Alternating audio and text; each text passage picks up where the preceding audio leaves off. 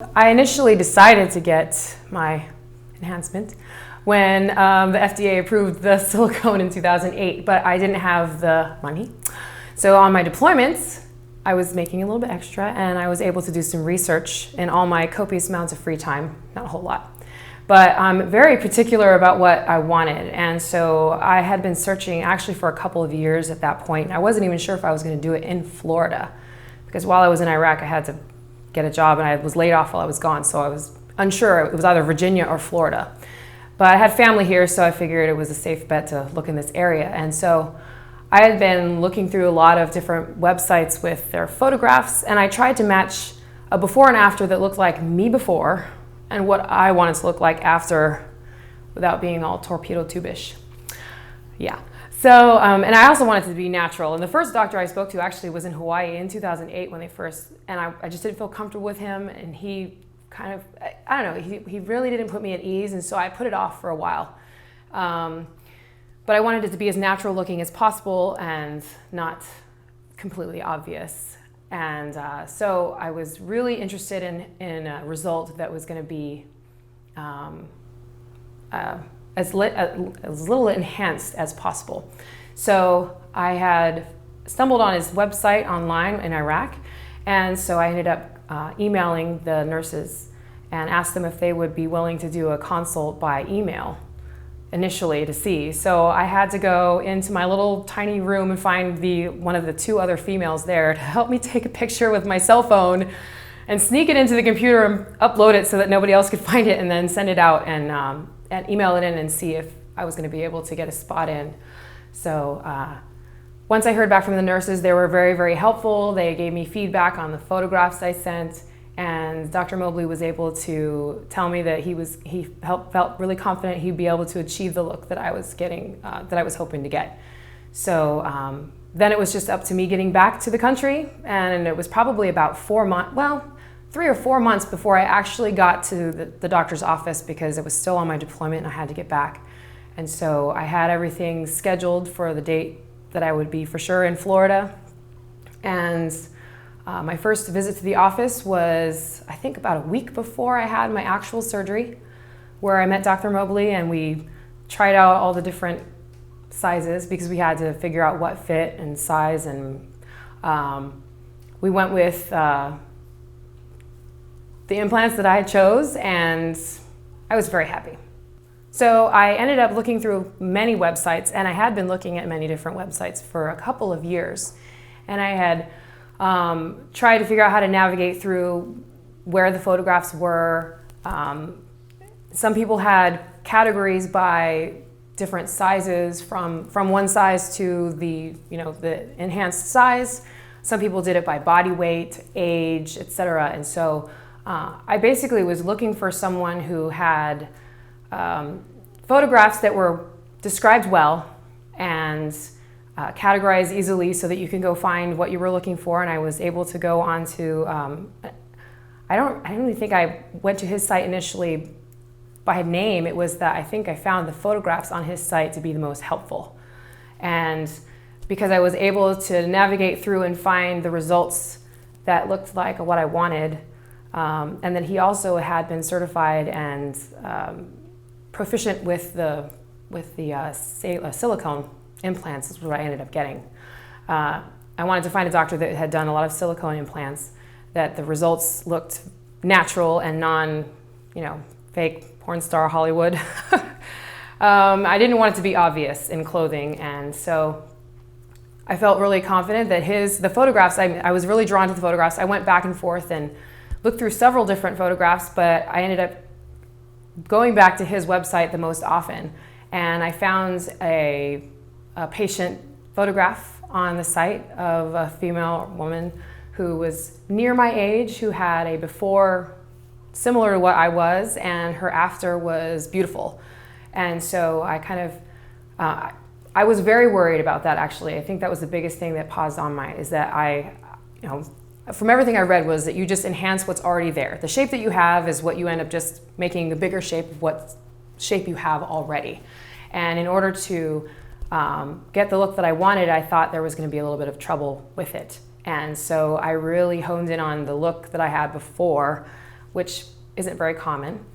And then the result after. There had been several other sites that had women who had a before look that I had, but their after look was, I don't know, I didn't like it. I'm not sure if they liked it. I didn't want to look like that. So yeah, it was the photographs, and then all of his credentials and education and experience was very helpful. I looked up all the different certifications and boards that he was a part of, and I was impressed with all of it. Perfect. Talk about the consultation. First time you met him, how you got sized. Talk about that initial consultation, and then we'll talk about the surgery. Okay.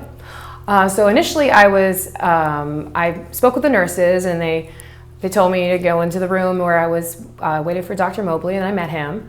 And he was very nice, and you know, I started chatting him up, and he was very, very friendly, and he seemed very intelligent. I work with a lot of really intelligent people, and that was comforting for me at least. And when I expressed the concerns that I had about the shape and placement and the type of size I wanted, and I wasn't going in to just get huge. I wanted to be feminine, and I wanted to not be obvious and natural as possible.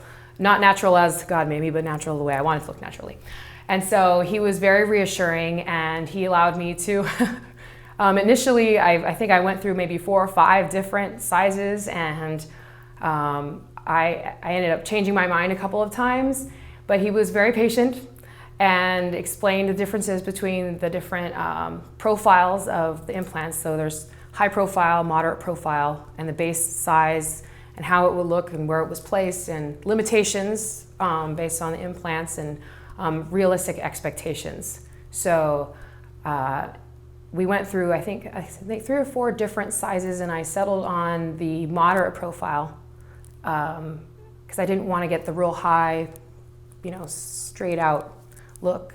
And he actually told me he was worried that I might look a little matronly, and I was like, well, I kind of just I want it to be as natural as I can be. And so he said that he had to have the choice, what I had chosen initially for the size, and then a backup. So I had to choose a secondary in case that, on the day of surgery, that when he went in and was, unable to fit in what I had asked for, he had a backup because the silicone come pre-filled. All right, so the morning of, I arrived at the doctor's office, and I was a little bit, I don't know, I was a little scared just because going under to me is a strange experience. But I went with my dad, actually. He took me and he dropped me off. I'm sure he wanted to go tell his friends about that.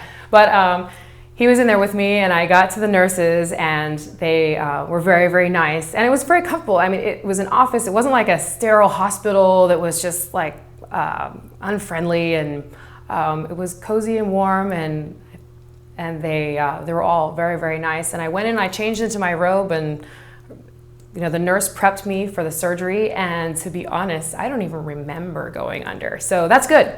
It's a good thing.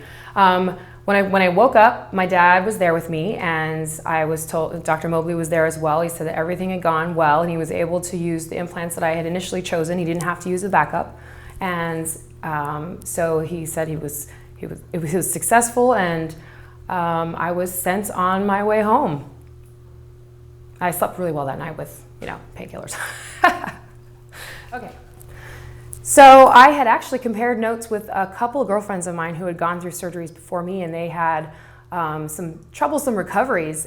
Being in the military, which I was at the time, we have to be able to work out, and I kind of did this little incognito and relied on everyone's bad memory so they wouldn't notice. So I really was interested in recovering fast, and my placement was beneath the muscle as well. So my recovery was going to be a little bit longer than if I had gone above, but I'm happy that I chose that for sure. So the week of my recovery, I know there was a little bit of discomfort, but it really wasn't bad. It wasn't nearly as bad as I expected. And I've never had a major surgery before, so I can't compare. But I've had injuries before that have been very painful. In fact, I think the dentist is worse. I had my wisdom teeth removed, and that was more traumatic. So I think I watched some videos about the surgery when I had first done my research 2 years prior to it, and I decided after being completely freaked out that I wasn't going to do that. And I was happy. I think some ignorance is bliss. I'm glad I wasn't awake for it. And my recovery was actually very smooth. After the first week, I was able to go back to work, and the swelling had gone down for the most part. I went in for a follow-up checkup to make sure everything was going well. I had some stitches removed, and everything had been progressing really. I was healing well, and I was healthy.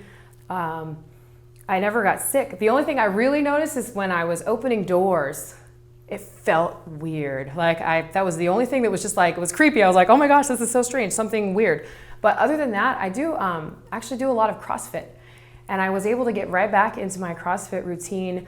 Now I think I kind of treated some of my upper body workout with kid gloves, but I was back into normal working out within about 3 weeks because I was comfortable, and I became extremely comfortable after 4 weeks, and then back to complete normal by 6 weeks. So, and then I was saying I had compared notes with a couple girlfriends I had known who'd done it as well, and they had not nearly as a successful recovery, and they were very shocked that I was able to get back to the routine that I had.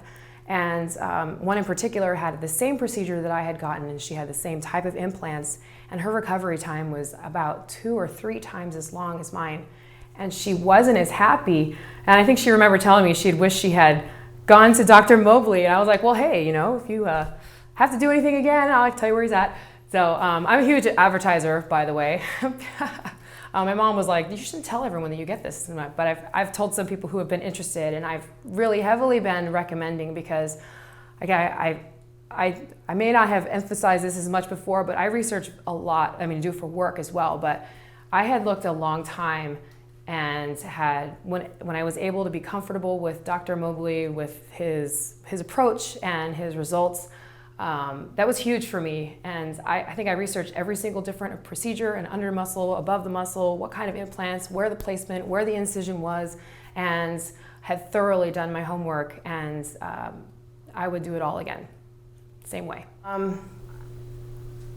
Okay, so as far as being happy about this, I have not regretted it for 1 minute, and I don't wish I had gone bigger, I don't wish I had gone smaller. I think I was able to pick the perfect for me, and the reasons for my decision weren't necessarily that I felt like I was too small or anything, but I had been so self-conscious being, I'm a fairly tall girl, and I was athletic in high school, and I never, girls are, interested in these things, when you're little and your friends all get to get their first bras, and I was like, Mom, I think I'm ready. She's like, no, you're not. It took several years. And so finally I was like, this is it. And being a larger, I feel like I'm not petite and small. I had always been self-conscious about the fact that I had very small breasts. And actually this small was not as worrisome to me as the shape. And that was primarily the reason why I chose Dr. Mobley, is because I was concerned about the actual shape of my breasts. And I, at the time, I worked for Victoria's Secret for a couple of years, and I couldn't fit into any of their bras. They didn't make it in my size. They just skipped right over. They basically assumed if you were a 38A, well, there's no such thing. They don't sell it. And so I actually had to go to get bras like in European countries. Their sizing is a little bit different. And it was pain, and I hated it because I was never able to find anything that was cute like everyone else got. And yes, it's superficial. And I kind of justified it. I was like, well, you can work out, you can diet, you can exercise, and you can tone this, and you can lose weight here, but you just can't make yourself grow. And for girls, it's lucky we have that option. So, but I had been concerned about the saline, and then the FDA approved them. And so coming around to Dr. Mobley, again, I could have gone a lot of different places, and at the time I wasn't sure where I would even live. I've lived all over the United States. I have family and friends everywhere, and so if I'd found Dr. Mobley in Hawaii, I would have used him there.